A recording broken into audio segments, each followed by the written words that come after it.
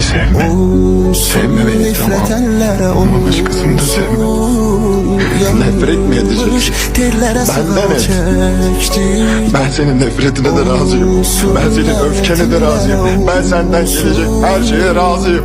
Yeter ki başkasını sevme. Zamansız büyüktü. Olsun nifret eller olsun. Yanlış tellere sıvı çekti. Olsun lanet eller olsun. Beni bir zamansız büktü. Ayşegül, şimdi bu kapıdan çıkacağım ve bir daha asla gelmeyeceğim. Sevgim, ben istiyerdim bir dert olsun. Olsun, Sakın gelme. olsun.